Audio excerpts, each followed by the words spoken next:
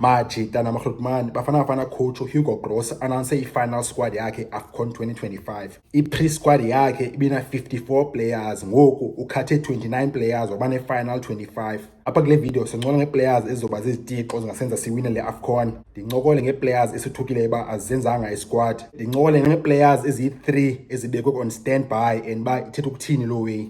Expectations zeGroot zithi bakuse bafana singayiwina le way ngoba sisukuyenza lo way ngo-96 and i-AFCON egqithileyo besi-semi-finalist sabuya nebronze. Mangabe singalibali usupport i-channel bafethu, ushaye ulike okanye if eqala udibana ne-channel ungalahli ngophosa uzwe ezi-grand, ushaye usubscribe. Sileqa u-20,000 subscribers bafethu, mocho.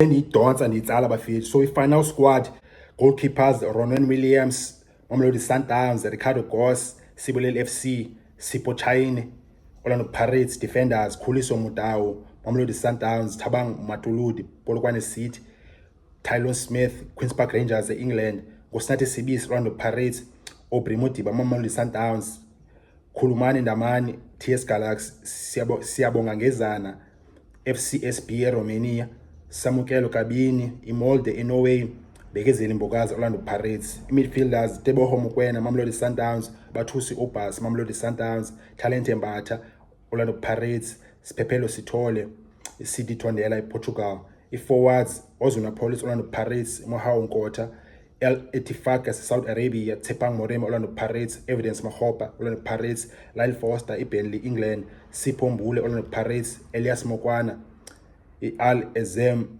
Saudi Arabia, Shandri Campbell, Club Brugge, Belgium, Relebohile Mofokeng, Orlando Pirates. And then beko players ezi-3 stand by, Duduzi Shabalala, Kaizer Chiefs, Ikram Reyners, Mamelodi Sundowns, Thabo Molisane, Mamelodi Sundowns. Apha kwezi players, i-player bafethu mna ndisikrekayo bayise mfethu hey awusenzanga squad ngo-Ikram Reyners because i-Ikram Reyners bisisitiqo umjita for bafana i-qualifiers nange-AFCON egqithileyo. Nange-Sundowns umjita uyishaya inet uReyners. And uReyners indlela adlala ngayo ayifani ezinye i-forwards ne-striker at all. Umjita udlala indlela yakhe e-different and kuse umjita uyishaya inet. So ndi-surprised but kuse uBruce plus nam ndiyazibonela bakusejonga kuthini. uBruce uya-explain about strong zikhona i-players angakhange zilenze ixesha ngenxa yoba zibuye too late injuries. uReyners ngomnye wezo-players but kuse uReyners bengena-injury more than uba uReyners uyoba nendaba yenhliziyo umjita, uyoba ne-medical problem nje, uyoba nendaba yenhliziyo. Nakhumbula uReyners ngoba engadlali I think from September ubuye ngoku ngo-end of October umjita. So uReyners ungona buyayo ngoku and then according to uBruce umjita ngathi ubuye too late. Otherwise kuse umjita obviously suyibafana player sembona ba kwi-standby and angaza nangoku abizwe ke ngoku le AFCON because uBruce uthe la majita umdu Shabalala plus no-Ikram Reyners noThabo Molisane baki-standby because kungaba khona injuries, yazi tournament ngabakho injuries. So okanye beke players zingazoreleaswa. So abizwe mhlawumbe umdu okanye uReyners okanye uThabo Molisane weStellenbosch FC or i-center back. Okay, inenge ngose i-players ngithukile ba okay amajita senzile i-squad ngobani. Goalkeeper number 1 uthukile bakuse uRicardo Goss ulenzile ixesha. uRicardo Goss beke wawo umjita kadlala ke isiwelele FC yabo. And then ke ngoku Hugo Broos bengazohlangana lo weba aphike bengazohlangana into ka Hugo Broos bakuse apike uGoss kodwa kadlali isiwelele. And then kuse uBrandon Peterson leading goalkeeper umjita ke league yethu angapikwa. But kuse uGoss uphinde wathatha igloves zakhe isiwelele and se uyastarta ngoku. But still kuse liwe isalaqazisa liwe ba hey bethu uBrandon Peterson umjita i-best goalkeeper ebhethwe Premiership but kuse akapikwanga nguBroos. So yalo izoba i-conversation apha kwezi veki ezizayo kwi-media. Kwi-defense iplayer ngathi uthuso bayipikwanga uThabiso Monyane we-Kaizer Chiefs but kusenaye umjita ubuye too late injury plus kusene-coaches ze-Kaizer Chiefs khanga izinto zenzele lula okanye zenze nzima for Hugo Broos. Yenze Hugo Broos mangakwazi uthatha i-decision elula ngoba kusentoni i-starter se-Kaizer Chiefs right back uDylan Solomon. So kuse uThabang Motuludi ujustified umjita bakutheni bepikiwe head of uMonyane plus noDylan Solomon. Phofu uDylan Solomon umjita zange wangathi Hugo Broos yambona umjita nguThabiso Monyane player beyipika. Orlando Pirates uDino van Rooyen ubuye too late umjita injury.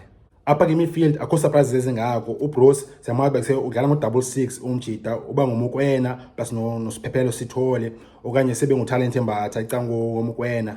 And then i-surprise apha kuse nguBathusi Obas but kuse Hugo Broos siyamazi ba uyamfila umjita Bathusi Obhas waye surprise umchita akayo regular ki-Sundowns umchita Bathusi Obhas akadlale regular ki-Sundowns but kuse Hugo Broos uyabelieve kula out and wayechilo bayise umchita uthanda i-physical strength yakhe bayise umchita insimbi and seyibalulekileyo ki-CAF football. And then ki-forwards i-surprise umishini kuse nguThemba Zwane umchita Hugo Broos bewatsho before announce squad but sezikhona players apha bezifuna qha amachita buye too late from injuries, so enye yazi nguThemba Zwane. uThemba Zwane buye too late injury and also le decision yenziwe lula for Hugo Broos ngoba kusejonga coach Sundowns uMiguel Cardoso ayimqalisi uThemba Zwane, so i-decision yabalula for Hugo Broos. Kula number 10 position kusabakho Sipho Mbule plus Norelebohile Mofokeng. Serazi quality zawo amachita and then Sipho Mbule iwe obvious sibonayo pha ku umchita kusefuna improve nika shaye inet umchita which is unayo opportunity for bakuse maka improve enze lo way Orlando Pirates izodlala 2 or 3 matches ngoku before i-AFCON okanye umchita qala ushaye i-goals even no-AFCON ngoba kuseyibhola injalo bafethu. Otherwise uMbule uyadeserve 100% bamakapikwe umchita makaseplanini aye eMorocco. Plan thusayo bayiselenza ngexesha bafethu TS Galaxy superstar uPhuso Dithejane umchita yekana lakhe umtshana xa Hugo Broos uthatha isikhathi for bakuse mabe convinced makabelieve ki-player but uPhuso unlucky mtshana uyi-top quality uyi-top player bafethu and umchita uversatile futhi unumber 10 or wrong phinda umchita kazodlala nase-wing umchita right okanye left, so Dithejane unlucky mtshana uyi-top player but unayo i-future kubafana bafana jo.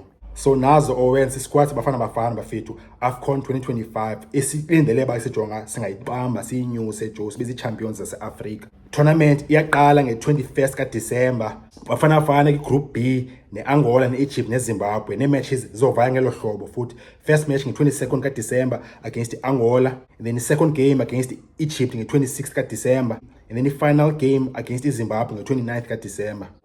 Hugo Broos uyakhomenta kule way wathi uMac yona wayebalulekileyo kuwina igame yokuqala ki-tournament nekuwina igame yokuqala which is kusele game i-Angola and then wathi bakusejonga imatch esibini against Egypt funeke si-avoide uluza which is ngathi utarget i-draw kula match and then igame yokugqibela against Zimbabwe iwin then bafana bafana iyaqonda i-second round kanye last 16 nakanjani. 25 man squad bafana bafana bafethu amachita azozirepresenta pha kwi-AFCON bafana bafana ayisengomaqatha Africa bafethu siya pha and sejonga sifuna uyibamba lewe sinayo equality oyibamba besinoyibamba even AFCON egqithileyo bafethu ukuze siluze semi-final. Kula match semi-final sayiluza against Nigeria suppose basayiwina la match sasiphezu kwazo eziya but Hugo Broos khona izinto wayestubborn ngazo but Hugo Broos nguye bafethu lewe yakhe yobastubborn iyamspanela in a way and then phinde ngamspanela but asinokwazi umbholisha okanye simxelele bamakathini ngoba uyasucceed World Cup nxa yakhe saye semi-final nxa yakhe siphinde sakunye AFCON ngoku as one of the teams ezingayinyusa lewe nxa yakhe, so ziwe zakhona bafethu Hugo Broos stubborn but yaspana iwe yakhe imali yakhe iyathenga bafethu. And then lastly players izoba zizitiqo ke ngoku obviously ukhipha uRonwen Williams and then by defense obviously uMbokazi uzoba si-starter umchita xa ndijongile uzostarta ngoSinathi Sibisi which is inew Orlando Pirates efuneke yenzekile lo Orlando Pirates lamachita mawaqale ngoku okay jonga dlala uMayi 2 bayisela chemistry yabo iqale uimprove even ngoku Sibisi plus noMbokazi cangwakhe then Khuliso Mutawa obviously right back his starting lineup ninika sona machita and then left back obviously Injama Thambo oPrimo Diba emqeni obviously starta uMokoena plus noSithole and then ke ngoku khona games okanye i-matches Hugo Broos ovela change fast afake uTalente Mbatha because uTalente Mbatha uyakwazi umchita u-attacker way better than ulawesiphephelo Sithole ezinye idarh benguMbatha okanye bengu-Obhas zodlala zonke ezi and especially ki-tournament kukho i-yellow cards plus ne-injury ne-suspension, so i-midfielders zibalulekile nizodlala zonke futhi ngokuseyayibona i-midfield kuseyinjani mosman. So uzodlala uMokoena, uzodlala uSithole, uzodlala uMbatha, uzodlala u-Obhas and then emasayidini uzodlala ngo-Apollos plus noMofokeng and then unumber 10 benguSipho Mbule and then istrike bengu-Evidence Makgopa. Amajita asebhenchini azodlala nawo enough and kuseyazi i-tournament i-matches zininzi, i-matches i-2 zi-3 ngeveki, so i-forwards zodlala zonke bafethu onkotha nabo bazongena as a sub second half. Umokwana kusendomthukile bafethu basemjulu senzile squad surprise ngomnye midfielder i-forward ne-strikers bazodlala bonke amajita qha nje yawudepend bakusekwenzeka ntoni ebaleni and onke amajita ability bama-create bascore ne-goals, so zizoba fit squad bafana seke AFCON. Cinga noma bafethu ngesi squad ncola pha i-comment bafethu ngalibali usupport channel bafethu ushaye ulike okanye uqala udibana channel ushaye subscribe sileqa 20,000 subscribers mocha bafethu.